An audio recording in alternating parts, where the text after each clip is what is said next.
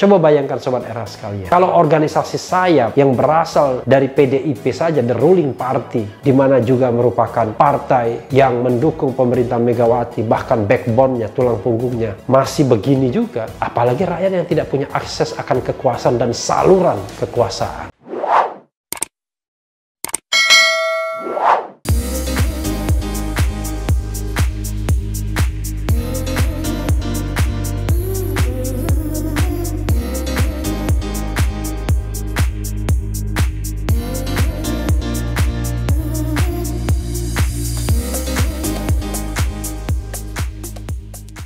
Assalamualaikum warahmatullahi wabarakatuh, Sobat RH sekalian.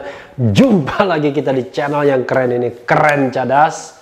Kali ini saya mau Uber lagi ya. Wah, Uber melulu ya. Tapi kan kemarin ada bacot juga kan. Jadi ini Uber kembali. Kita akan Uber nih berita unik ya. Wah, ini apakah bentuk keputusasaan, kita tidak tahu juga.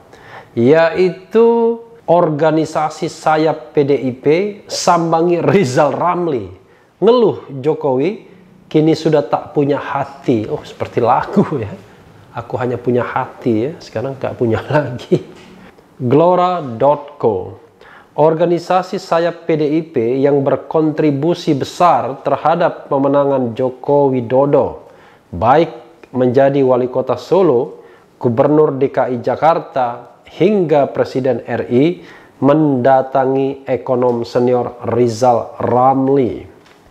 Organisasi ini adalah satuan tugas khusus dalam kurung Satgasus Cakrabuana Partai Demokrasi Indonesia Perjuangan PDIP yang bertandang ke kantor RR ini inisial Rizal Ramli ya, di Jalan Tebet Barat Dalam 4 Jakarta Selatan, Senin 3 Agustus. Kepala Satgasus Cakrabuana PDIP, Kadiman Sutedi, menyampaikan pihaknya mengaku kecewa kepada Jokowi yang pada pemerintahan keduanya ini tidak mampu mengurus rakyat. Ya mungkin subjektif juga ya, tetapi saya kira pemerintah harus memperhatikan suara-suara seperti ini, karena kan tidak mungkin ada asap kalau tidak ada api. Ia menyatakan kepala negara sekaligus kepala pemerintahan yang sudah menjabat 2 periode itu sudah tidak lagi jujur dan punya hati memimpin rakyat Indonesia. Saya lihat tidak jujur, tidak ada lagi hati. Urus rakyat bukan hanya cukup pintar saja, tapi harus pakai hati. Tegas sosok yang akrab disapa Yongki ini di hadapan RR. Luar biasa ya. Mudah-mudahan Pak Yongki ini tidak kecewa karena tidak mendapatkan posisi ya. Hal yang sering dituduhkan kepada orang yang mengkritik pemerintah, wah ini karena bekas dipecat, karena nggak dapat jabatan. Jangan begitu ya. Kita lihat saja esensi dari pendapatnya. Di tengah krisis kesehatan pandemik virus corona baru COVID-19 saat ini, lanjut Yongki, pemerintah tidak lagi mendahulukan kepentingan rakyat kecil yang sudah mulai terdampak ekonominya. Sebab Jokowi beserta jajarannya hanya memberikan sembako yang praktiknya tidak merata. Bagusnya sembakonya diberikan kepada semua orang yang tidak mampu harusnya ya. Tapi pemerintahnya yang nggak mampu. Hari ini rakyat butuh diurus pakai hati. Bukan sembako aja dikasih yang enggak bisa makan. Bahkan yang sangat menyedihkan, masyarakat datang ke saya, sedih saya. Kenapa bangsa ini jadi begini, tukasnya. Dalam pertemuan tersebut, Yongki membawa puluhan personel Satgas Cakrabuana PDIP. Seperti pasukan Cakrabuana ya, bukan ya, Cakrabirawa kalau dulu ya. Yang juga menyampaikan keluh kesahnya kepada RR terkait penanganan COVID-19 yang dikerjakan pemerintah hingga hari ini.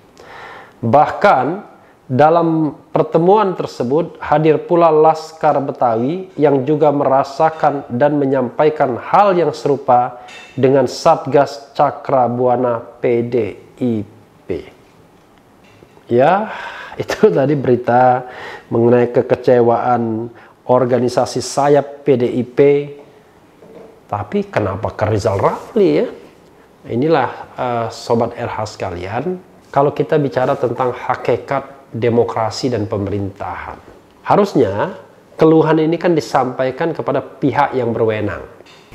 Dalam hal ini disampaikan kepada, ya kalau keluhannya kepada pemerintahan, ya kepada Presiden Jokowi.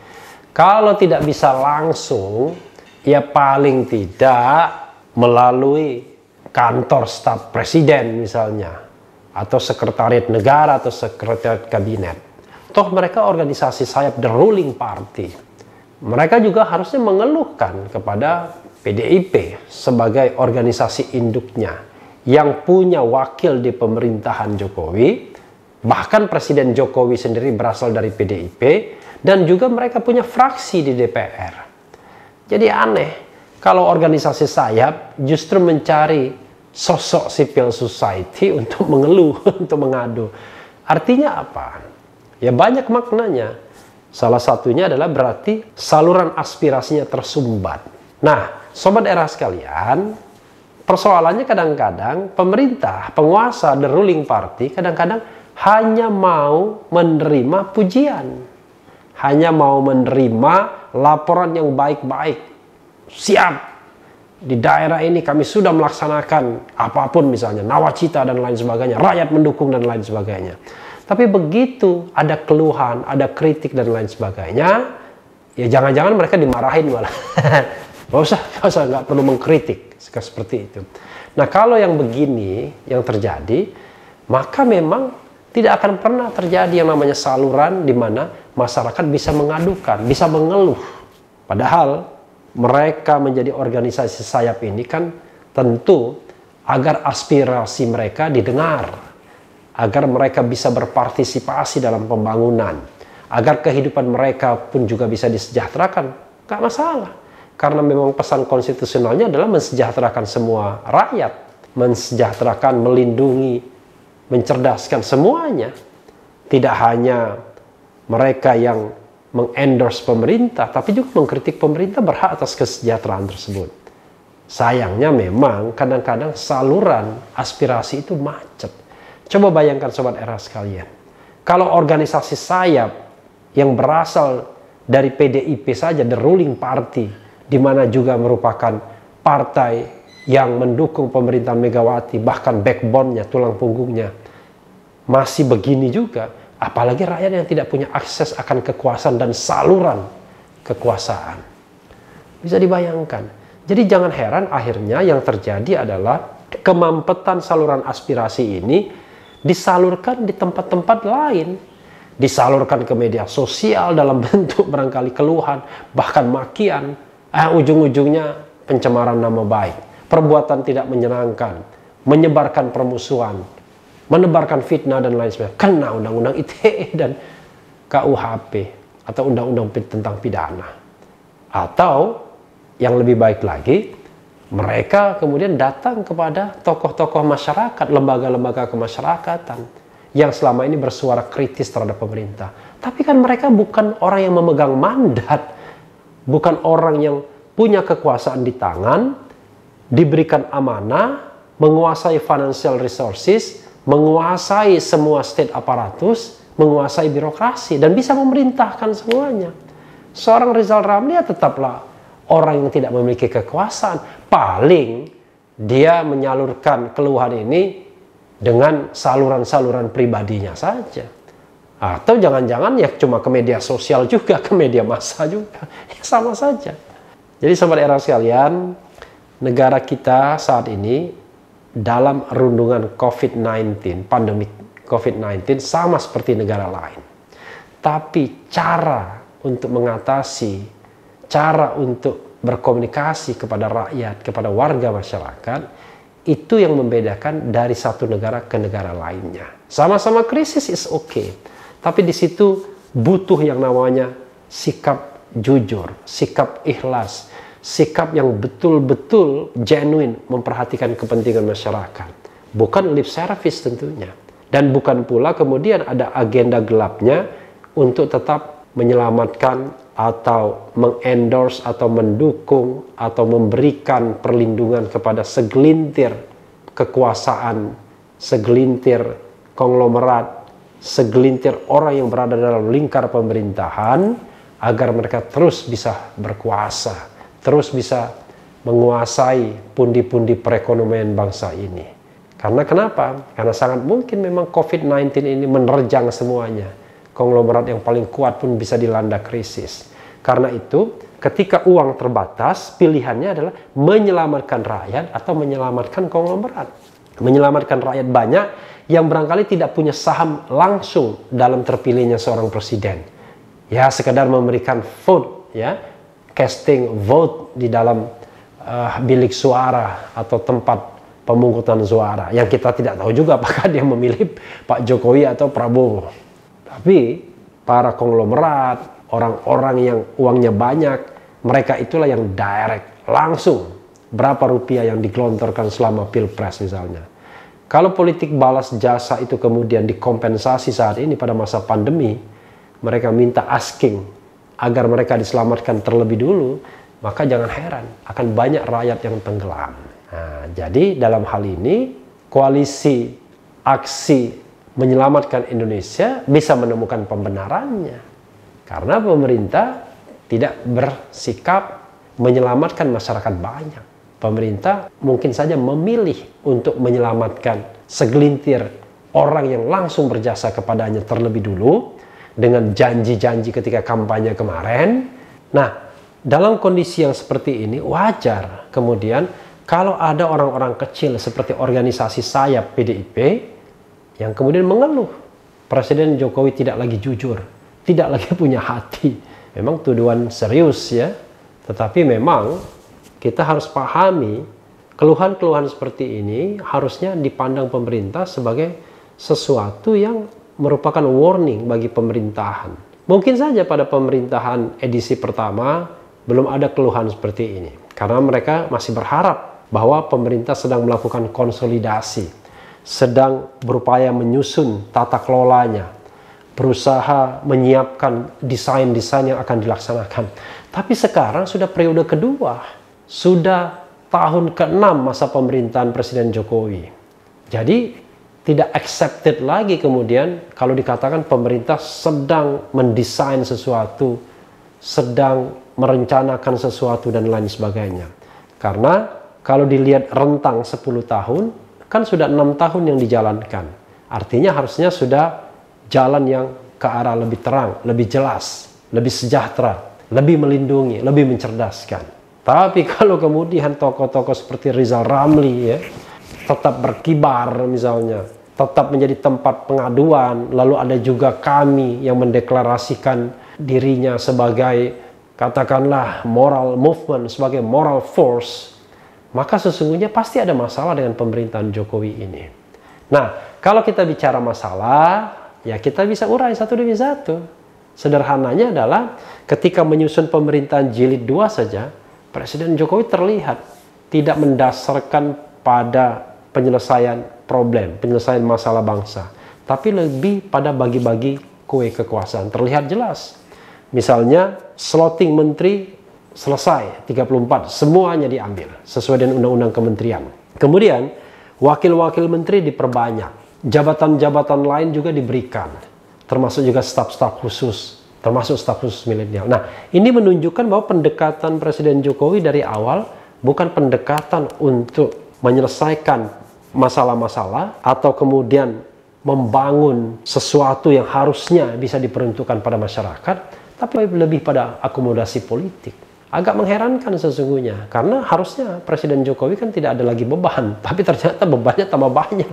Ya mungkin juga karena mereka-mereka yang menjadi katakanlah cukong-cukong politik pada Pilpres 2014 setelah 5 tahun masa pemerintahan belum mendapatkan apa-apa. Nah, mereka menagih. Tiba-tiba periode pertama belum selesai, sudah ada periode kedua lagi, ada kampanye Pilpres lagi. Saya kira problem ini seperti lingkaran setan. Nah, caranya adalah harus ada breakthrough. Salah satu breakthrough itu, Sobat RH sekalian, adalah murahkanlah yang namanya pemilu dan pilpres itu. Agar siapapun yang menjadi atau menjabat presiden dan atau wakil presiden tidak berhutang jasa yang besar kepada kelompok-kelompok bisnis, kepada para konglomerat, kepada mereka yang uangnya banyak tak terhingga. Sehingga kebijakan negara itu akan rasional, akan lebih berorientasi pada masyarakat banyak. Bukan pada segelintir konglomerat atau segelintir penguasa yang memiliki lini bisnis karena berkuasa. Dan orang-orang seperti Cakrabuana ini, ya, yang terhimpun dalam Cakrabuana bisa terlindungi, bisa disejahterakan karena pemerintah berorientasi pada kesejahteraan masyarakat banyak. Mungkin saja satu dua orang pentolannya merasa kecewa karena sudah berjuang kok tidak mendapatkan tempat dan lain sebagainya. It is a human being. Mereka juga rakyat Indonesia yang berhak mengeluh. Jangankan mereka yang merasa berjasa dalam pemenangan Presiden Jokowi misalnya, mereka yang tidak berjasa sekalipun secara langsung juga berhak untuk mengeluh. Karena itulah janji konstitusional penguasa. Ketika dia terpilih sebagai presiden, maka dia presiden Republik Indonesia. Presiden semua rakyat. Dan rakyat berdasarkan pesan konstitusi berhak mendapatkan perlindungan, pencerdasan, dan kesejahteraan. Jadi no matter Anda mendukung tidak mendukung Presiden Jokowi, Anda tetap punya hak konstitusional untuk dicerdaskan, disejahterakan, dan dilindungi. Nah, kadang-kadang filosofi ini yang tidak dipahami, tidak mau diketahui oleh mereka-mereka yang sekarang berada di lingkar kekuasaan. Selalu mendikotomikan. Jadi, contoh misalnya ada pernyataan yang sangat serius dulu misalnya. Kalau memang mengkritik pemerintahan Jokowi, ya nggak usah ikut misalnya menikmati apa-apa yang sudah dibangun pemerintah sekarang. Itu pemikirannya sangat konyol. Jadi pelabuhan, jalan, ya itu semua untuk masyarakat. Tidak boleh ada diskriminasi. Tetapi sebagai warga negara, ada yang memilih untuk diam saja, menerima kondisi. Tapi ada yang memilih kritis, baik kritis dari dalam maupun kritis dari luar.